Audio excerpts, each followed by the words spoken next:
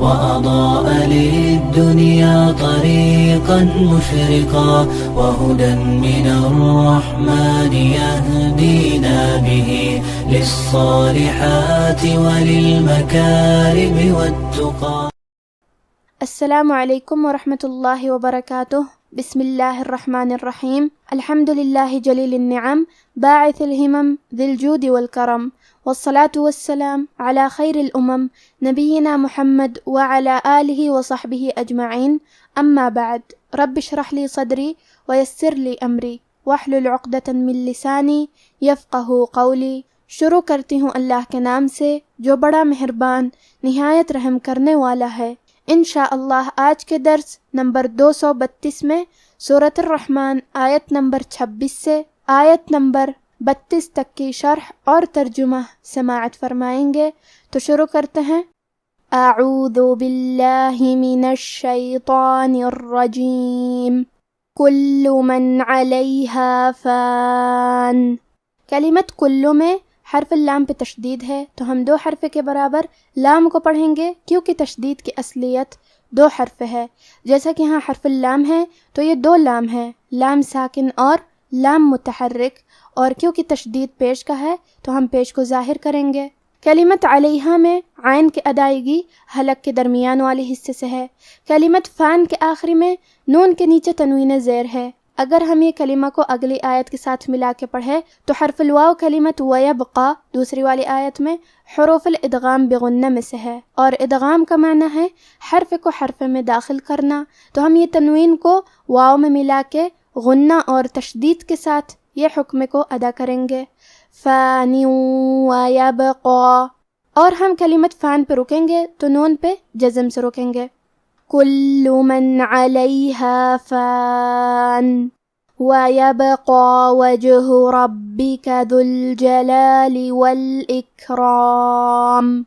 کلمت وَيَبْقَى میں حرف البا پہ جزم ہے، لہذا ہمیں با کو قلقلہ سے پڑھنا ہے، اور قلقلہ کا معنی ہے حرف ساکن کو ہلانا. تو ہم با کو ہلاتے ہوئے یہ کلمہ کو پڑھیں گے. وَيَبْقَى. قاف کی ادائیگی زبان کی جڑ اور تالو کے نرم حصے سے ہے. قاف حروف تفخیم میں سے ہے، لہذا ہمیں قاف کو موٹی آواز میں پڑھنا ہے، اور کیونکہ اس پہ کھڑا زبر ہے تو یہاں مد الف ہے، اور مد الف اپنے پیچھے والے حرف کا حکم لیتا ہے تفخیم میں اور ترقیق میں، لہذا ہمیں مد الف کو بھی بھاری آواز میں پڑھنا ہے. وَيَبْقَى. کلمت وجہ میں جیم پہ جزم ہے، تو کیونکہ جیم بھی حروف القلقلہ میں سے ہے تو ہم یہ حرف کو ہلاتے ہوئے یہ کلمہ کو پڑھیں گے. وَيَبْقَى وَجْهُ. کلمت ربک میں حرف الراء پہ زبر ہے، لہذا یہاں را کا حکم ہے تفخیم. ہمیں حرف الراء کو موٹی آواز میں پڑھنا ہے. با پہ تشدید ہے تو ہم 2 حرف کے برابر با کو پڑھیں گے. کلمت ذو میں دال کے ادائیگی زبان کے سر اور اوپر والے دانتوں کے اندرونی کناروں سے ہے. کلمت الجلال کے آخری میں لام کے نیچے زیر ہے تو ہمیں زیر کو ظاہر کرنا ہے. کلمت الاکرام میں کاف ساکن ہے، لہذا ہم کاف کو ہمزہ سے پڑھیں گے، اور ہمزہ کا معنی ہے حرف کی آواز ایسے کمزور ہو کہ اس میں پستی پائی جائے. تو ہم یہ کلمہ کو ایسے پڑھیں گے. والاکرام. حرف الراء پہ زبر ہے اور اس کے بعد مد الف ہے تو ہمیں یہ دونوں حرف کو تفخیم سے پڑھنا ہے. وَيَبْقَى وَجْهُ رَبِّكَ ذُو الْجَلَالِ وَالْإِكْرَامِ فَبِأَيِّ آلَاءِ رَبِّكُمَا تُكَذِّبَانِ. کلمت فَبِأَيِّ کے آخری میں یا پہ تشدید ہے تو ہم 2 حرف کے برابر یا کو پڑھیں گے، اور کیونکہ تشدید زیر کا ہے تو ہمیں زیر کو ظاہر کرنا ہے.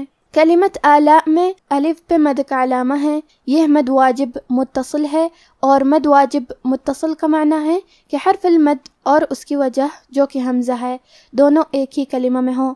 اس مد میں ہم اپنی آواز 4 مد کے برابر لمبی کریں گے.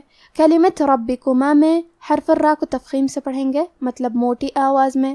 با پہ تشدید ہے تو ہم 2 حرف کے برابر با کو پڑھیں گے.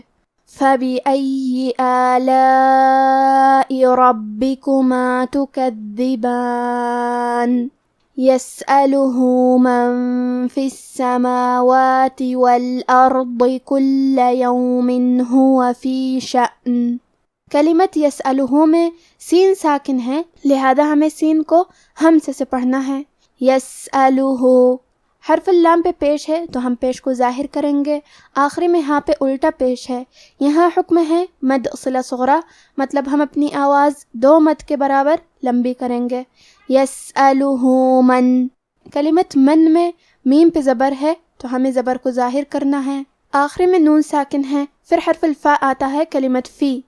فا حروف الاخفاء میں سے ہے اور اخفاء کا معنی ہے چھپا دینا، تو ہم نون ساکن کو چھپاتے ہوئے اور غنہ کے ساتھ یہ حکم کو ادا کریں گے۔ من فی، کلمت السماوات میں حرف سین پہ تشدید ہے تو ہمیں 2 حرف کے برابر سین کو پڑھنا ہے۔ کلمت الارض میں حرف الراء کا حکم ہے تفخیم، تو ہم را کو موٹی آواز میں پڑھیں گے اور ضاد کی ادائیگی زبان کے کروٹ اور اوپر کے داڑھوں کے جڑ سے ہے۔ حرف الضاد حروف التفخیم میں سے ہے تو ہمیں یہ حرف کو بھاری آواز میں پڑھنا ہے۔ والارض، کلمت کلہ میں حرف اللام کے تشدید کو ظاہر کریں گے۔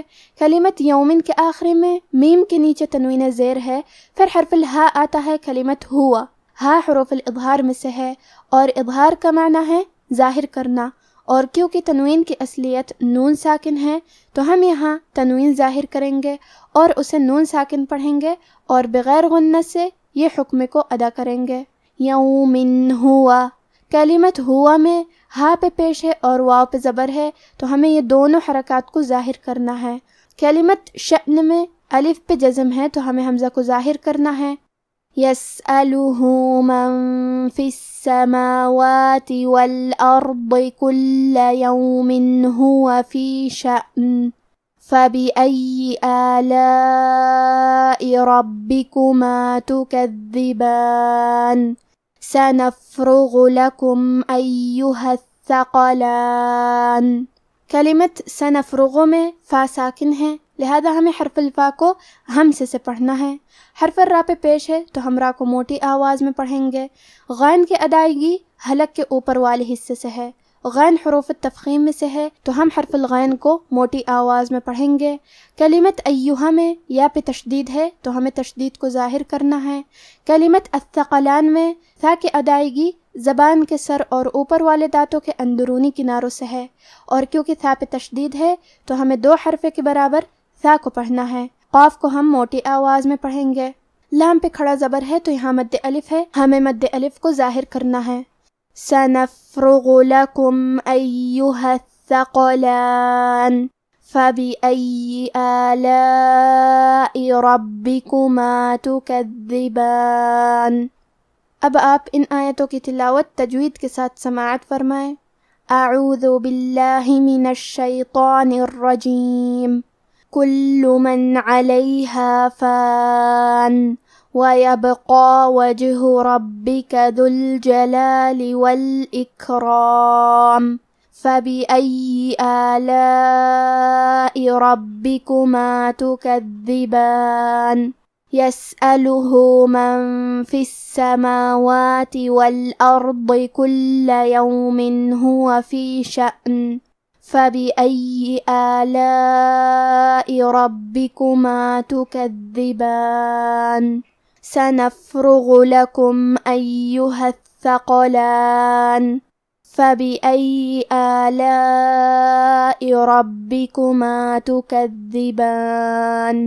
جو مخلوق زمین پر ہے سب کو فنا ہونا ہے، اور تمہارے پروردگار ہی کی ذات جو صاحب جلال و کرم ہے باقی رہے گی، تو تم اپنے پروردگار کی کون کون سی نعمت کو جھٹلاؤ گے؟ آسمان اور زمین میں جتنے لوگ ہیں سب اسی سے مانگتے ہیں، وہ ہر روز کسی نہ کسی کام میں ہوتا ہے، تو تم اپنے پروردگار کی کون کون سی نعمت کو جھٹلاؤ گے؟